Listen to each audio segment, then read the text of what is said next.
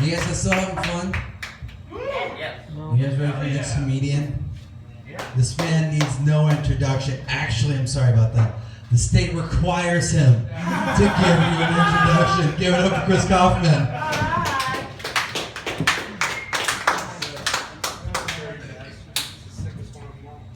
Oh boy.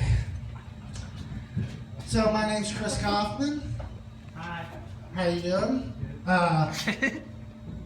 I suffered with severe social anxiety disorder my whole life, which eventually culminated in agoraphobia, which means I was afraid to leave my house for extended periods of time. But my family really never liked the term agoraphobia. They preferred the term failure. Oh no. I realized that being agoraphobic is akin to being in prison, except for without all the forced sodomy. So one of my favorite television shows, Doctor Who, just cast a new doctor. First woman doctor ever on Doctor Who. And I was like, oh, finally, I can masturbate to Doctor Who without feeling weird.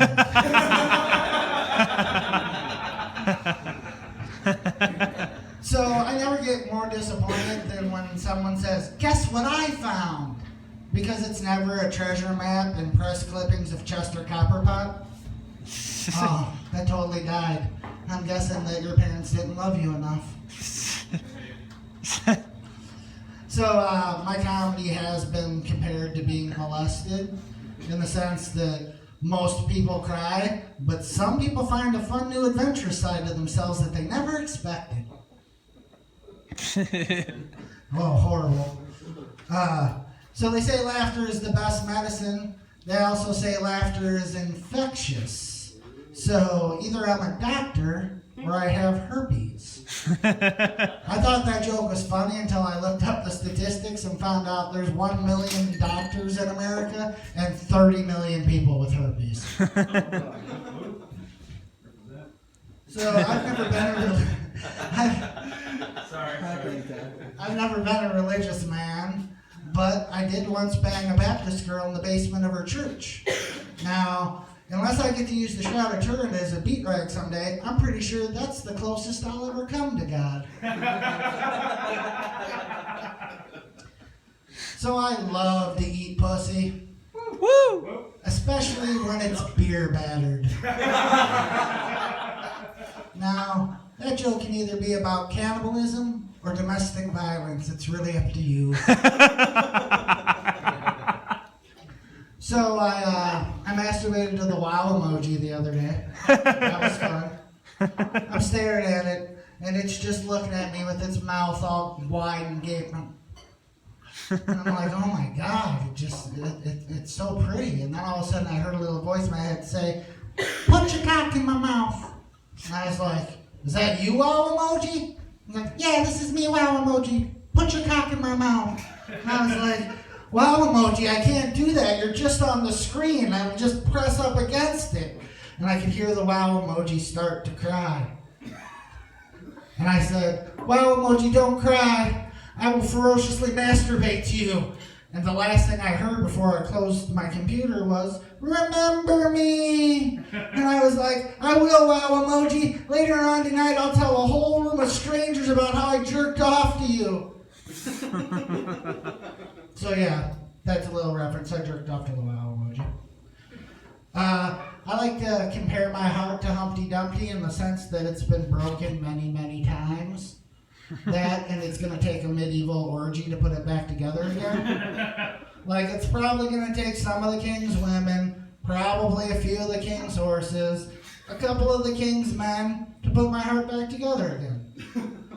I like telling that joke because it infers that both my heart and Humpty Dumpty are held together by genital secretions. Because you never hear about the king's seamstress or the king's duct tape, do you? So, anybody watch professional wrestling? Woo! Anyway, there's a gentleman on WWE named Enzo Amore, and he always does the same shtick. He comes out and says, My name is Enzo Amore, and I'm a certified G and a bona fide stud, and you can't teach that. And immediately I always think, how the fuck did he get certified then? So I find it hard to date because I have a Marilyn Monroe obsession. It's really hard to find a girl that can maintain that figure and be dead for 55 years. So I'm talking to one of my friends, and he has a new coworker, and he described him as super gay. And I was like, wow, that's great, man. He goes, what do you mean? I was like, I'd totally suck a dick for the ability to fly. Are you fucking kidding me? Being super gay would be awesome. So anybody notice that Axe body spray smells like a perfect mixture of HPV and date rape? I'm glad you laughed because I thought it was only when I was wearing it.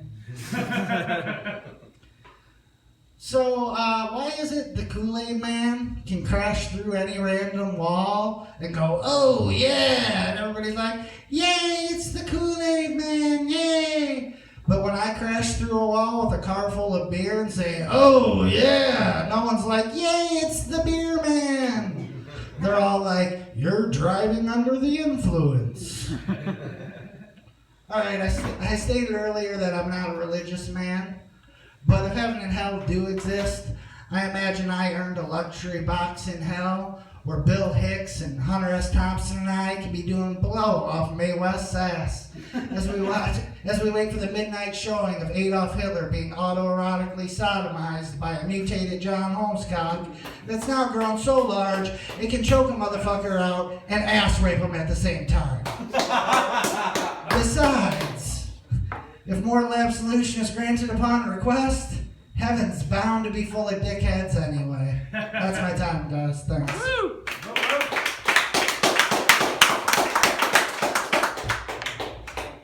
Keep it going for Chris.